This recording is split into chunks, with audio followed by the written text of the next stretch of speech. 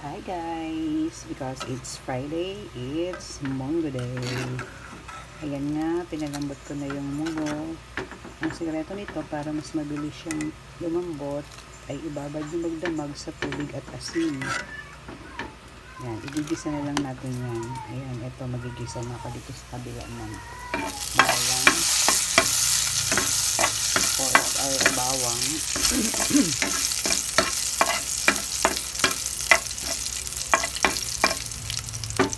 Siyempre, ang kasunod ng bawang ay sibuyas,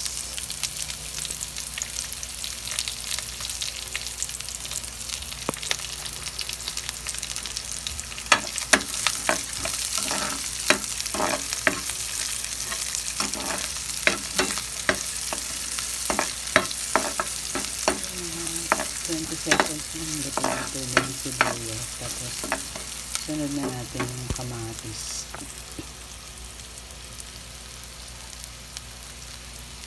Ang ating kamatis, mas gusto ni nanay yung lutong-luto yung kamatis, so gisa pa natin yan.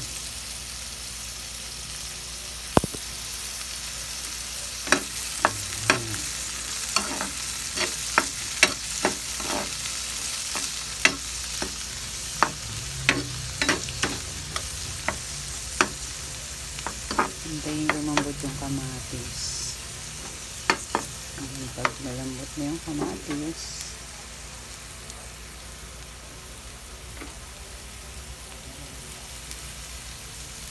ilagay natin yung sahog natin na baboy. Konting baboy lang kasi ayaw din ng nanay ko ng baboy na marami.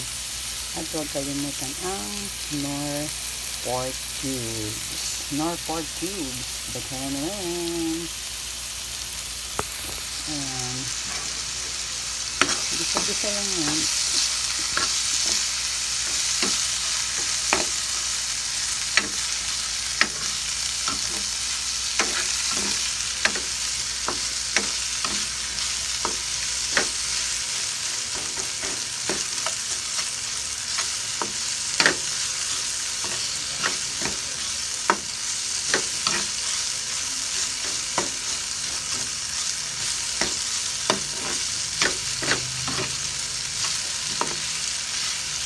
Sabi nila, kaya daw laging munggo ang ulam pag Friday dahil sa de peligro na. Mahal na rin naman ang munggo. So, hindi siya ito-consider na pang sa de peligro.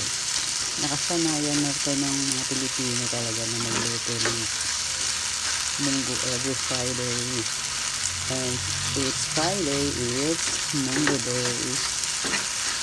Ang gusto ng nanay ko yung nadudurog ng kamatis.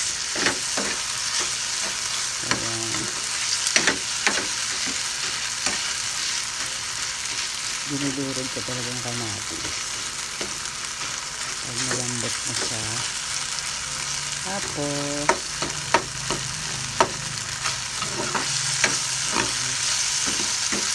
ito, habang nagigisa, kukuha lang tayo ng konti dito sa pinapalambot na munggo. Igagay na natin siya. Wala lang. Style ko lang. So, ayan. Tapos, pagsasamahin na natin siya dito sa kabilang palang.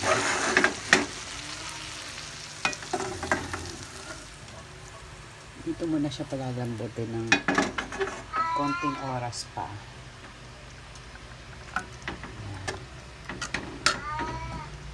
Gusto nila masabaw yung munggo ko.